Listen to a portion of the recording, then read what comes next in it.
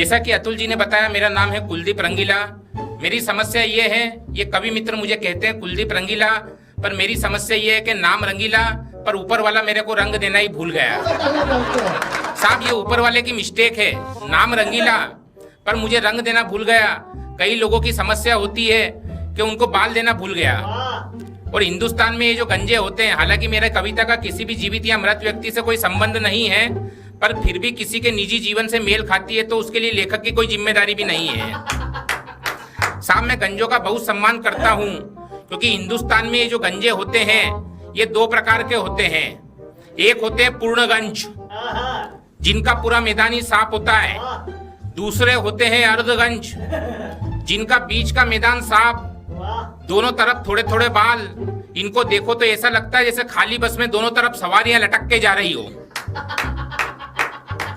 ऊपर से इनके बड़े बड़े कान ऐसे लगते हैं जैसे कोई साइकिल पे दो दूध की टंकियां लटका के ले जा रहा हो। साहब देख के हाथ से पैदा होता है। मेरे घर के पड़ोस में एक चंपालाल जी रहते हैं, अतुल जी, उनकी खोपड़ी पे एक भी बाल नहीं है। हम प्रेम से उनको इकबाल बोलते हैं।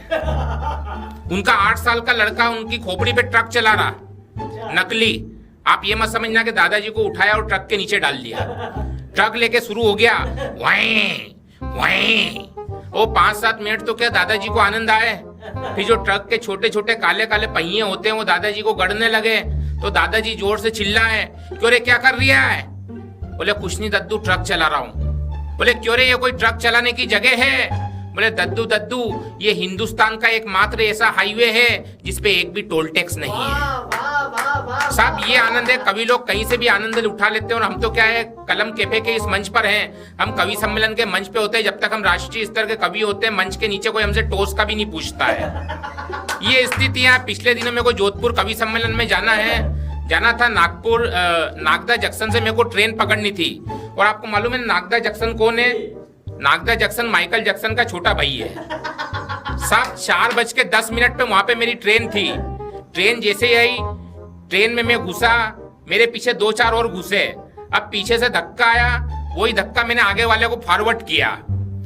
तो आगे वाला पलट के बोला कि भैया जरा ढंग से खड़ा रहे।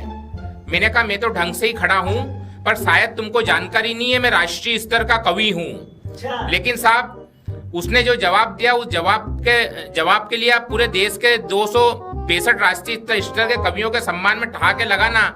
मैं उसने कहा कि भैया जरा ढंग से खड़े रहो। मैंने कहा मैं तो ढंग से ही खड़ा हूं, पर शायद आपको जानकारी नहीं है, मैं राष्ट्रीय स्तर का कवि हूं। तो वो कहने लगा कि राष्ट्रीय स्तर का कवि है तो क्या छाती पे चढ़ेगा?